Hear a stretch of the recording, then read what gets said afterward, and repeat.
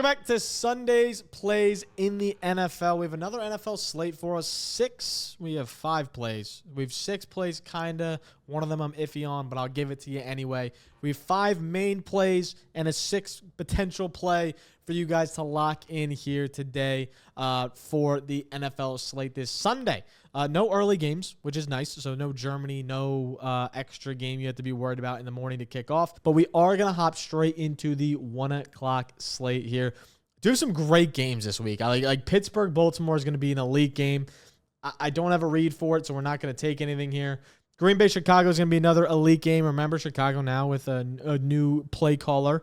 But I'm going to take Jordan Love here, 225.5 passing yards. He's crushed this Chicago defense year in and year out. By that, I just mean last season when he played. But he had 245 passing yards in one game and then 316 passing yards in another game when playing the Chicago Bears. And we can go look at his props.cash here for 225.5 passing yards.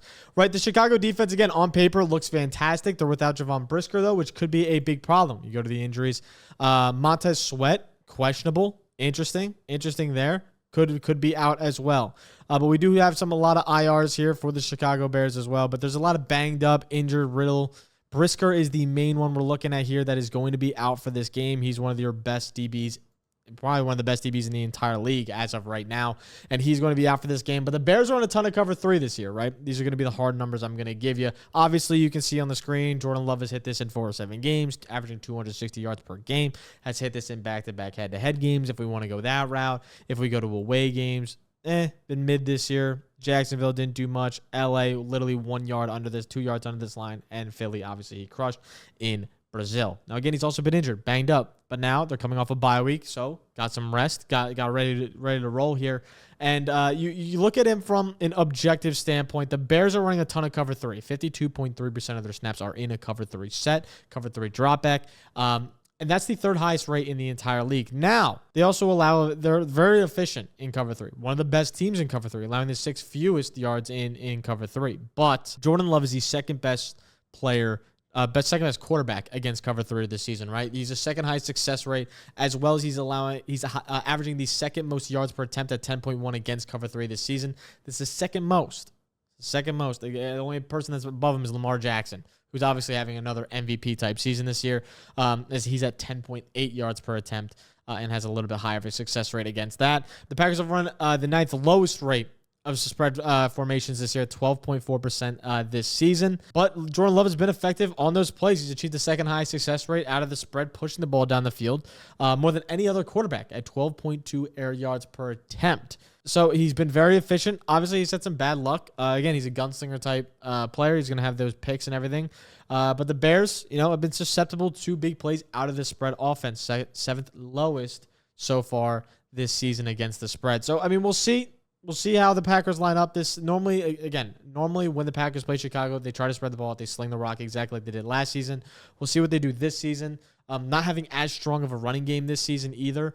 I think they're going to rely on Jordan Love a lot. I like his passing yards. I also like his passing touchdowns this game. And also, the Bears just can't stay on offense. I don't think their offense is going to improve, as it is just Shane Waldron implemented, and his offense, I don't think it's really going to change much in a week. So I'm going to easily take the Packers here, and I think the offense still struggles for Chicago, which means more opportunities for the Green Bay side of things. Heading on to our second play, we're going to the Tennessee-Minnesota game. I like Calvin Ridley, 54.5 receiving yards. He's been crushing this line this season since, obviously, he has been taking over the 1 here in Tennessee with D-Hop now officially gone and never coming back, right? We look at 54.5 receiving yards here. Obviously, with D-Hop, struggles, right? We see struggles, but look at the past 3 games. 143 yards, 73 yards, 84 yards against solid defenses. Now, Detroit gives up a ton of receiving yards, plus there's a blowout. But New England's been a solid defense so far this season. The Chargers have been a fantastic defense so far this season. And he had 84 and 73 yards on there. And there's a reason for it, right? In weeks 1 through 6, as you saw earlier on the screen, he had a target rate of 20%, 20.3% so far. And since the trade, he's at a 32.3% target share. That is a 12% increase, which is a ton. Also really caught only 9 of 27 targets through week 6, which is, again, not a lot, 6th fewest. But now He's gone from that to now catching 23 of 41 targets since week 7. So the targets have increased. The catches have increased. He's been way more efficient. That's 0.3% catch rate over expected. Ridley's also seen, again, the higher target share. So he's seeing a higher volume. He's seeing these deeper routes. Ran a ton of deep breaking in routes last week. They did him very well. And he obviously caught that big post route for the touchdown, which we love to see. I think he's going to keep cooking in this matchup as well against this Minnesota defense that allows a ton of receiving yards, the most receiving yards so far per game, 178.44 receiving yards per game. Sorry, the second most receiving yards per game, and allowing the is that receiving attempts? What the hell is that? I'm assuming that's targets. That's what they mean by that. The second was targets, and most receptions, second most receptions there as well. So they're going to allow a ton of yards, a ton of receptions, a ton of targets, as they're probably going to be up in this game as well. I assume they blow the doors off this Tennessee team. So I think it's going to look very similar to the Detroit game, where he just had a ton of targets, a ton of junk time stuff. In the first quarter, he even hit over this line in that game. So the Vikings are allowing a ton of yards, a ton of touches. I think Calvin really continues to cook, and he just looks smooth, dude. If you watch him, he looks good right now. So I think he's going to keep cooking. Heading to our third main slate play, we do have 2 of the picks. I'm going to give you our Sunday night, which I really like for Sunday night. We're going to go to DK Metcalf and the Seattle Seahawks here against the San Francisco 49ers. If you remember the first time they played, DK only had 3 catches for 48 yards, though, with a 30-yard catch. He had 11 targets in that game. So, again, ton of volume. And he only came down with 3 catches. He had 2 drops in that game. He also had a 52-yard reception that was called back in that game. 52-yard house call to the crib, called back in that game. And again, he's accounted for 27 of the Seahawks' 64 vertical targets this year, and that's translating to a 42.2% target share. That's 4th highest share in the NFL on vertical routes, right? And in the past few weeks, Geno Smith has completed 7 of the past 10 passes, 191 yards, and 3 touchdowns on vertical routes, and he's not even in the lineup right now. So Smith is still cooking, still looking to chuck it deep. I think when DK gets back in the lineup, it's just going to be put him right back in the same spot. Get him in those vertical routes. Get him down the field. The San Francisco team has struggled with down the field passes. Again, DK had multiple big plays, either called back or missed. Again, a drop is something you got to just bank on him catching it now. You got to bank on him catching it like in these sort of situations. In big games, this is a must-win game for them against the Niners as they are slowly falling right now. As the Seahawks have been kind of a shit show since they started out 3-0 here. So I think, again, DK has a big game this game. It's only 59.5 receiving yards. He almost did that in damn near 1 catch last game. I think he's going to continue to have a massive, massive day here and absolutely keep crushing this line. We can quickly just glance at this form on props.cash. And if you guys are not signed up on Underdog, this is where we're taking every play. Underdog Fantasy. Make sure you use code BDG when you sign up. You can get up to $1,000 deposit match bonus. Plus, you'll get a Joe Burrow half a yard square. So you'll get a half yard square for Joe Burrow, up to $1,000. Plus, make sure to tell the picks on Pickett. My Pickett's not working right now on my computer, else I would show you it. But you can get Pickett Pro. You can sign up for $40 a month. You get it on your computer. You get all the line movements and odd changes, and you get the over-expected, your profit margins. You get all the everything. You can do that. Or you can just download it for free and use code BDG when you sign up. It's absolutely free as well. So you can choose one or the other. Both work perfectly fine with me. And then if you want to know what props.cash is, use code GUT25 to get $25 off or 25% off your first month. It is $20 per month. So if you're not a big bettor and you just want to use like my research, that's fine. You don't have to do that. But if you are a huge bettor and you bet like every day, it's definitely worth it.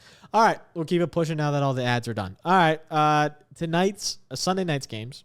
Which I absolutely love this game for actual line perspectives, because I think the Chargers are kind of frauds on defense after looking deeper into their schedule. Again, they've clamped bad players. Again, you look at who they've played so far. Let's just run through it real quick from a quarterback perspective, right? These are the quarterbacks they have gone against so far this season. Will Levis, Jameis Winston, Spencer Rattler are their last 3 quarterbacks they faced.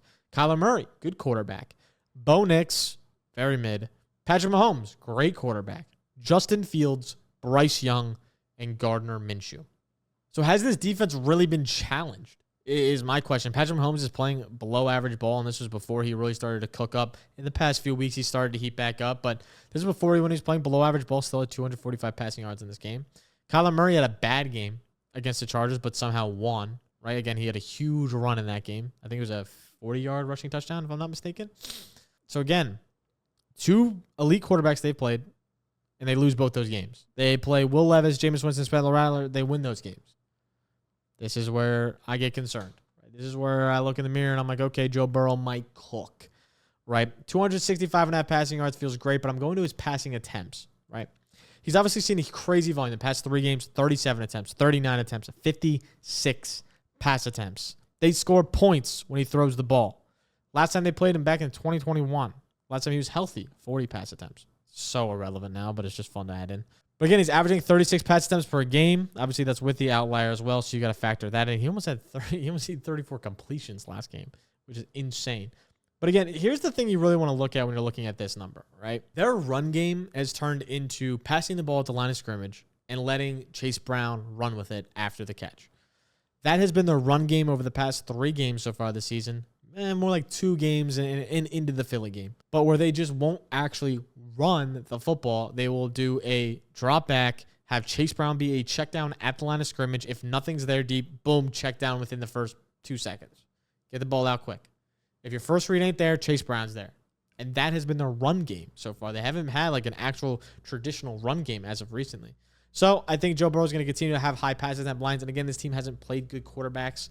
And I expect them to now play a really great quarterback, which I could be questioning their defense a little bit more. We could see a big Joe Burrow game again, as he's been like Joe Burrow arguably this season has been the best quarterback in all football. He's played out of his fucking mind.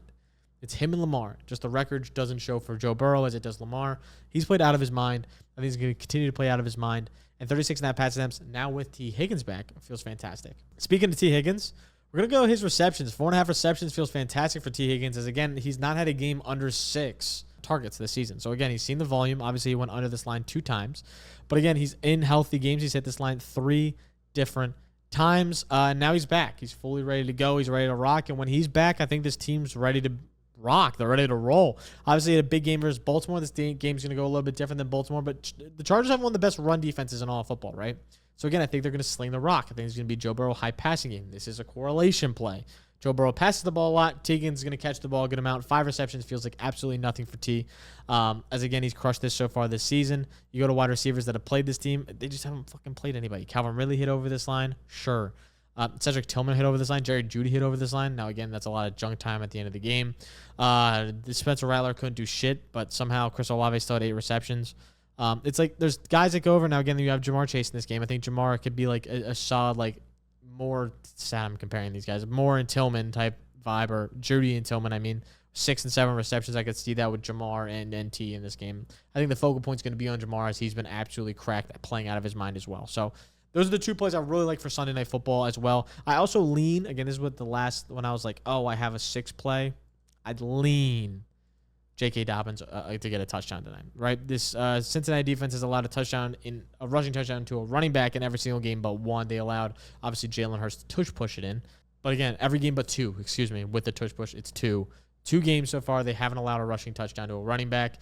That's it. Every other game, they've allowed one. J.K. has been cooking this season.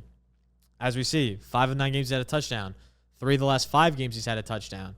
Now with Gus Edwards in, I think he's still going to see that goal line work. I think he's still going to be that goal line back.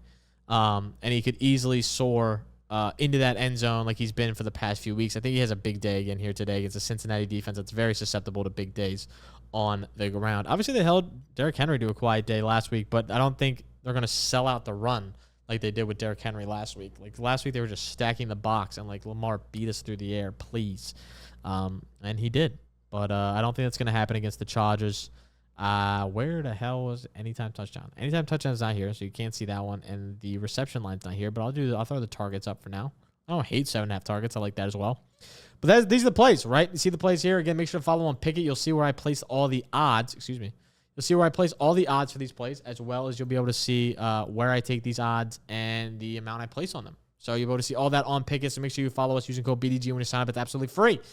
You can take advantage on there. Other than that, that's all I got for you guys. Make sure to enjoy your Sunday. And like and subscribe on your way out. It's the best way to support the channel. Comment what you guys are playing, what you guys want to see, what games you're excited for. I'll give you real quick the rundown of what I'm excited for. Chargers, Cincinnati, going to be a movie. Monday night, mid as hell. Kind of hating that matchup. Kansas City, Buffalo, movie.